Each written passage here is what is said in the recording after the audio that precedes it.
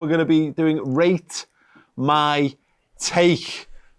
Oh, wasn't sure we had that for a moment. That's why I said it so slowly. Got no confidence in this. Yeah, no, absolutely. First time around. God, yeah, we're expecting teething problems. Joe's nailed it, to be fair. That's the jinx of all jinx. Yeah. Something's going to go wrong. Yeah, more so highlighting it. But thanks.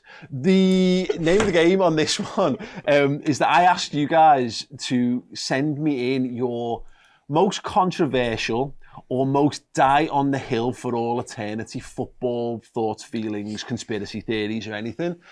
What we're going to do is we're going to consult the panel. We're going to throw some out there. We're going to talk about them, whether we enjoy the legitimacy, whether we think they're onto something, whether we think they're absolute crackpot knobheads, and then we're going to give them a thumbs up or a thumbs down.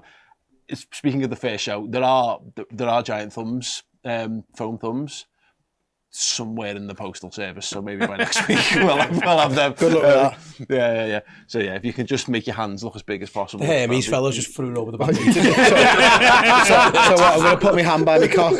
Nice one.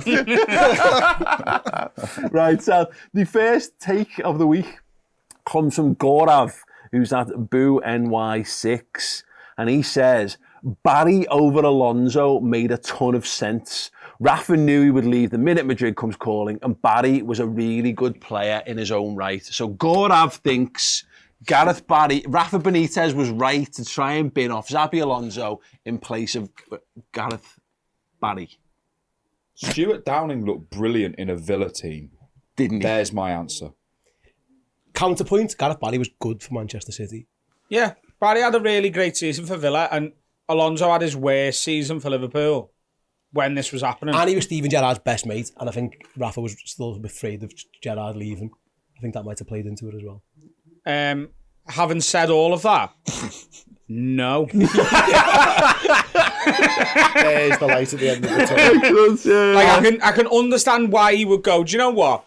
I'm going to write into this show I like and watch because I want my letter to be read out. And if I say something stupid like this, I'll definitely be in the show. I get it. You look, and you're on camera and we're talking about your thing, okay? But you're a fucking idiot, and you know you are. And that's just a fact, isn't it? And you know you are as well. You don't actually have this opinion.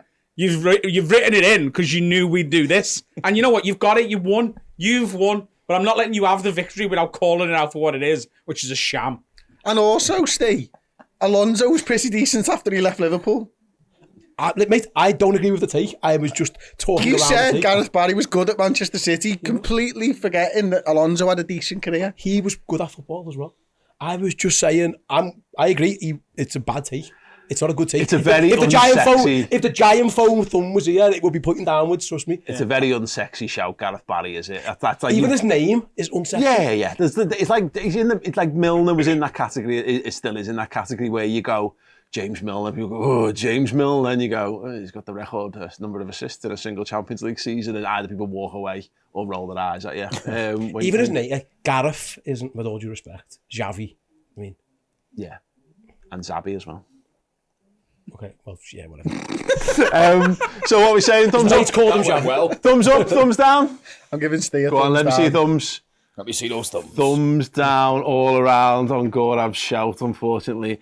Steve Carson, SJR Carson on Twitter. Fabio Borini. No. Thumbs down! Thumbs down! No fucking way.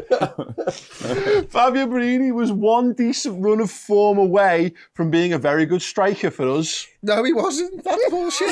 He had such a great celebration, though. But He did have, that was great, man. I love all that nonsense. Love it. He really wanted to be a Nothing Liverpool to back player. it up. He really wanted to. I really want to be a Liverpool player. I know. Yeah, I'm not saying I agree with it, Chris. Will you let people finish? I think the man's a lunatic, of course I do. Trying to make the show last longer than 12 minutes. Right? If we just call them all dickheads with no real reason behind it, we'll be out of here by fucking 8 o'clock, mate. this is Adam's foreplay. Fabio Borini was not good enough to play for Liverpool. However, he would have really liked to have been. That's all I'm saying, okay? Do I need to say it that way round? And I just, so he was, I was one good run of driving a car really fast away from being Lewis Hamilton. Yeah, he was one runner. I was a bigger erection away than I'm capable of having for being a porn star. That's what I'm saying. The reason he never got that run of form was because he was fucking crap. If I was born with more natural ability, then I'd have been better at the thing I was trying to do. Can I offer a take? I think if Daniel Sturridge hadn't been injury prone, he'd have been a better player than Benzema. The Benzema. Yeah. Right. Okay. I think you were on smooth sailing straight to 4 thumbs up there, Ad. And what you've done is you've took a hard left there when you could have named any number of Liverpool players. But he's better than most Liverpool players anyway, even with his injuries. I think he was sensational. Yeah, exactly. Without his injuries, if he could have just played. Why have you said Benzema? Because I think Benzema was sort of in the shadow of Cristiano Ronaldo. Okay. The same way Sturridge was in the shadow of Suarez. Okay. And I think Benzema's had this great career and gone on to win a Ballon d'Or now. Right. And I don't think that would have been out of the realms of possibility for Daniel Sturridge. Right, let's get the Fabio Borini nonsense out the way. Thumbs down. Yeah. Adam's take? No, not Benzema. I agree to a point, to be honest with you. I can't hear any slander against Daniel Sturridge. And I know saying he's not as good as Benzema isn't necessarily slander. What can Benzema do that Sturridge couldn't? But Daniel Sturridge gave me one of the best seasons of my life. I think if you'd drawn it under and gone as good as Fernando Torres. I think he's already... even if he's better than Fernando Torres. I think he's better than Torres anyway. A better goal scorer than Torres. I think I agree with that. I think Benzema gets properly underrated throughout his entire career, to be honest with you, because you just do not stay in a Real Madrid side for 10 years without being fucking brilliant. But they have tried to ship him on a couple of times.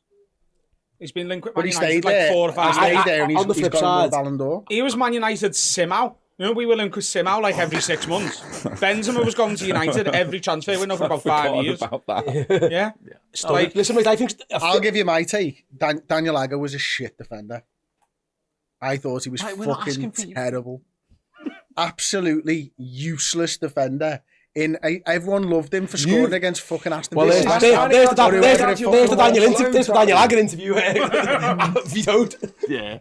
You've got this take, and you had this take for a while, but no. But every time it leaves your mouth, the Daniel Agger slander gets greater. It started off with, I don't get why people actually adore Daniel Agger. I didn't think he was that good. And now you're like, he was the worst the internet. defender That's what ever. you do on the internet. Okay, here's my question then. If you could pick one defender at their best to join the current Liverpool side, would you pick Daniel Agger or Martin Skrtel? Ooh, Daniel Agger. Good. Okay, thanks for that. Sam. Don't get me started on Martin Skrtel. If you think I think Daniel Agger's bad, Martin Skrtel. Okay, should we get back to people's takes? This is great, by the way. Love that we're having this. You guys are all lovely. Demetrius. I spoke like a true team leader there. That was so loaded, wasn't it? Look, really funny guys, but we have got a meeting to get on with. We haven't hit the... I did it. I've only got 45 minutes to Zoom. I'm on 42. I was having lunch before. I had a guy on a Zoom call or whatever. His headphones having an important business meeting, and he used the expression. As I always, my business mantra, as I always say, is that you should always deliver. And I was like, was it Balotelli? Yeah, I was like, I'm hoping he's a postman at the very least, but hear those words. Delivery driver. My business mantra. Demetrius Koumtsidis. Yeah, nailed that. What Luis Suarez did in the World Cup against Ghana was what anyone else would have done in his position, and he had every right to celebrate like he did. 3, 2, 1. 1,000,000%. Yeah. I adore that. And I adore the fact that it comes around all the time, and you still do get people fuming about it. No disrespect. Look, if I was Ghanaian, I would absolutely think he was the worst human being on the face of planet Earth. But he might be anyway. He might be. Oh yeah, exactly. Go on. I'll take one step further and say what he did wasn't cheating. He got a red card, didn't he? So it's just a foul. I don't think it's cheating. He's within the laws of the game. He was like, I can stop this going in, and it means I get sent off. And I've made the decision to do that. It's not cheating. Because he didn't pretend he didn't handball it. No, he went, yeah, I did that. Should I go and get a shower? Can I just watch them miss this penalty first before I do that? And then I don't think it's cheating. Same mentality as Fabinho then, really, isn't it? Winner's mentality. He knows what he's done. He's prepared to admit it. Yeah. He did not cheat. He made a decision and was like, I'm going to just do this. Because I'm allowed to do it within the laws of the game. It just means that my team has to play with 10 men. Got it. I'm agree. Absolute agreement. Here's one for you. Motorway Services at Gretna Services. Go ahead. Liverpool's academy is genuinely atrocious at meeting its stated purpose, which is to produce quality youngsters for the first team. I'm not sure that is actually what they're supposed to do in terms of what the football club wants. I think that's what every fan wants them to do. I think every fan wants them to get players who are going to fill the side. But ultimately, they're supposed to sell players for 10, 15 million that pays for the academy. And you might get one or two every few years to get into the side. And at that, I think if you look at, Kurt Jones, people will disagree on whether he's a good player or not, but he's into the first team squad at the moment. Yeah. So he's done it. Trent Alexander-Arnold's done it over the last couple of years as well. Sterling did it before that. They're not the best. They're better, but they do actually balance the books. But the teams that are the best aren't winning European and Premier League titles.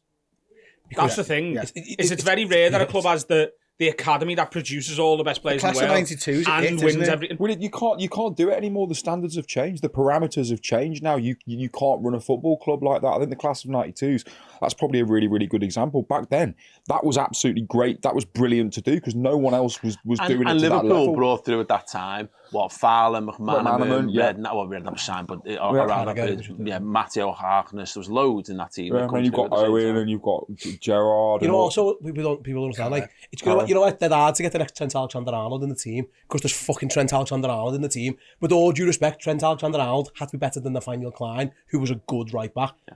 To get into Liverpool's side, I mean, granted now it's different and that's why Pochettino just got in, but you've got to be brilliant. So I'm with Chris, is that I think Liverpool's academy serving a purpose because if you start looking around the Championship or lower end of the Premier League or in Scotland or whatever, you'll see ex-Liverpool players who have been sold for 5, 10... Never mind United's academy. I used to always think fucking John O'Shea, you'd come in, play, and then get sold for 10 million. That's how you judge an academy. And then every so often, you might get the absolute superstar. Because, look at Man City now. Phil Foden's the gem. And they've got this new lad coming through at full-back. But they don't have that much more because that's not. It's dead hard to get into these teams. If you've got 7, 8 academy lads in your side was probably a bit shit. Yeah. But also, a lot of the time, you need a player that's going to walk straight in, and you know what I mean. We're not given that time now to develop these players. It was like we were saying before about at the top of the show when you're talking about getting new players in and how much we know we need a player and how angry people are about it. That feeds directly into that narrative as well. We haven't got time to be. We need ready-made players that are world class that can walk in and improve this team. That's the fundamental bottom line of it. What our academy is good at the moment is going and signing youngsters from other clubs and bringing them through. They've done that really, really well. So Baceta is one of them, but Ben Doak, Carvalho, Kate Gordon, I think is still, we'll see how he gets on.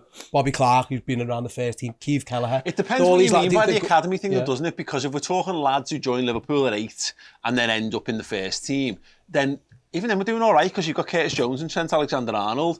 In addition to that, we're then adding players, other players to the mix that we're bringing in at a decent age. Be one there, Hot Crisps. I'll get your take on them. They said dead hot and hot. Okay, sound. So messages tomorrow morning. Let me know how you got on. People always say that about hot stuff, but I have permanent diarrhea, so I don't notice the difference. You can give me food poisoning. I just think I've had a nice meal. They kind of grow on you a little bit, don't they? Mm. Yeah. But yeah, good. Do you not think they're really hot? They're all right. What's happened to your mouth? He drinks 12 pints of Guinness a night. I really wish we had 12 pints of Guinness in here right now, to be honest with you. Yeah, they're all right. When you go to Nando's, what spice do you get? Medium. That's all right. I get hot. Medium's okay, isn't it? Medium's not fucking mild. Who am I trying to impress? Me. Adam Rowe. I judge people on how spicy they get their Nando's. Oh, you're going to hate my fucking thoughts on Nando's. It is fucking shit. It's really not. It is. It's fine, but it's a restaurant for people who don't want to go to McDonald's anymore. Exactly, yeah. Who've graduated from McDonald's to going on dates with in your 20s. It's Mackies for people in their 20s. It's just you know what you're getting with it. It's safe. It's 3.5 stars. It's not going to be dog shit. It's just going to You know exactly what you're getting. You're not expecting anything. You just Liverpool's academy is genuinely atrocious at meeting its stated purpose, which is to produce quality youngsters for the first team. Down. Disagree. Yeah, I think so. Side. I just think I know what he means, and to just have Trent in it. Obviously, We all know what he means. Yeah, That's why we're saying wrong. Yeah, I think you would like Liverpool to be producing one or two more that actually, like the era of Gerrard and McManaman and Owen and stuff. I think to call it a failure is a bit harsh. Yeah, a failure. That's why call I did it this, not genuinely atrocious. Is the Yeah, that's why I did this and not okay, this. so okay. But Chettich could change that. Yep. Yeah. Curtis Jones is the weird one because I really, really, really want him to do well, but I actually don't. I don't think he's going to be there super long term. I think he needs to go and play every week for Brighton. Well, Paul Tompkins wrote a great piece dirty. on this, and I shared the video that he put in his piece this week. Tyler Morton's highlight reel from this season, and it's a championship, blah blah blah. But Harvey Elliott did a season in the championship, and now he's capable of being a competitive player, member of Liverpool's first team squad. I'd love to see Kirk go to a team, play a full season, and go and on it. Anyway, He's an absolute bastard of a player. Yeah. He needs a season. He needs alone.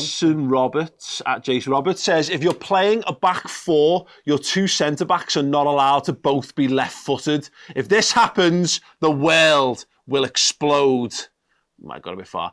Both being right-footed is fine, but two lefties equals the end of days. Yeah, you can't. I don't know why it's You can't true. have two lefties at centre half. I feel genuinely like passionately discriminated against Are there with any the idea. examples of two left? No, well, Liverpool had. Is the world still here? Fair. Liverpool had a point where they had Julian Dix, Neil Ruddock, Phil Babb, Steve Harkness, all left-footed. We had three. There was a point where we played three left-footed centre-halves in a back three, and that's the closest we've ever seen. So you look in time cop where two of the same people can't occupy the same space. Yeah, probably not. I don't know. No, almost certainly not. No. Because again, it's the universe twisted on itself. You're just not allowed to do it. Okay, agreed. Big thumbs up from everyone. Jason Roberts has nailed that one. I also sadly. I don't care. the left, the right footers can go and play left back, but the left footers ever go and play right back. No, we'll play. Liverpool would rather play a centre half at right back than play Kostas Tsimikas at right back. But they'll happily throw a right back over Oh, left God, back yeah. when needed. I actually think Tsimikas would be great at right back. I do as well. Put in and just twat past the Agreed. couple. Right, Cy Brundish, our friend and hero, and arguably the most argumentative man on social media. Oh, I know him. Yeah. Yeah. Just literally puts Howard Webb. And we all know what he means by Howard Webb. Yeah. Does anyone need explaining? Yeah.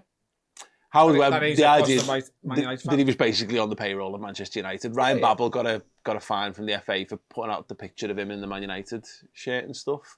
Do we think Howard Webb was biased Yeah. towards Yeah, Manchester United? I hate them. I've never been more infuriated by a referee, I don't think, in my adult life. Yeah. Cool. Ball prick. The current crop of fucking I can say that, you shite. can't. David Coote. Oh. I don't know why. It's his face, David Coote's face. And Paul Tierney looks like he's refereeing games filled with players who all bullied him. Yes. Do you know what I mean? It's like he hates all of them. He's like, no, remember when you stole me lunch money? Yellow card. But I didn't do anything. Nah, fuck off. I hate him.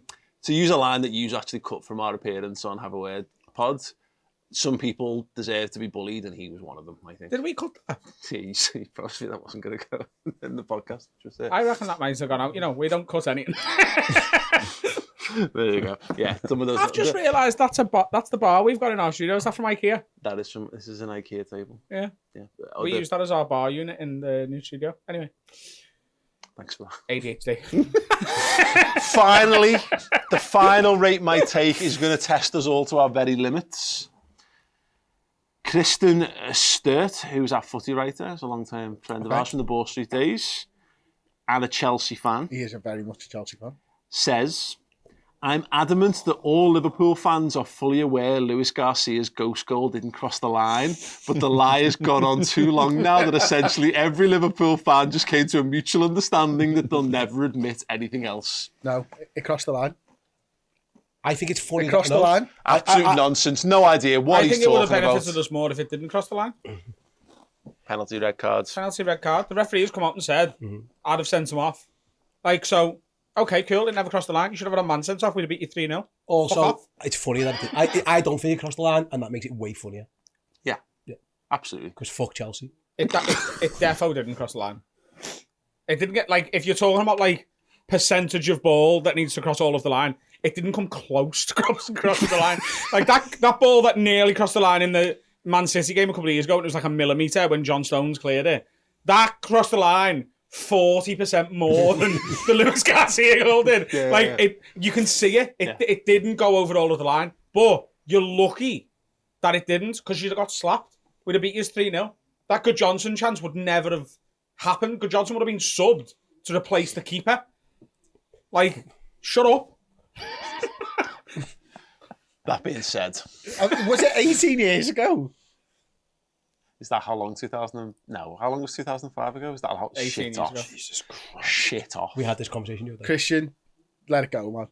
Fucking let it go. He's beat us loads since then, lad. You've won the European Cup twice since then, and you hadn't won it before then.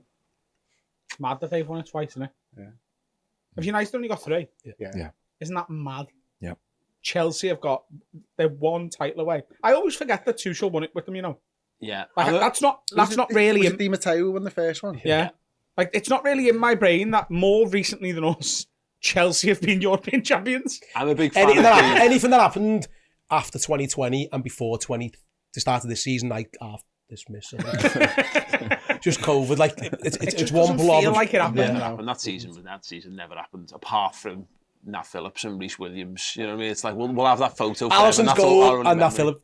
It was so much better that Chelsea won it than City, though. Yeah, so much better. And you get so have they only won it twice in their entire history. Yeah. So we still get to sing like Nottingham Forest. You've won it 2 times. That's fine. That'll do for me. Right. Okay. So finally. So what, Kristen? Are we gonna lift the what's the thing? What is the it? curtain back and say that it didn't cross the line? Oh, it didn't cross the line. We all know it, never. I'm not prepared. Not prepared to admit it. No. It can never be proven, even though it was. They got like computer graphics. You know how it can be proven with video footage. Like, by looking. Just with my eyes. Do you want the actual truth? I knew it didn't cross the line on the night. I watched one replay and I was like, fucking hell, we got away with that. If you want the actual truth, we've been lying for 18 years. Yeah, you're welcome. It's true. Right, sounds okay. That is Rate My Take. Thank you so much.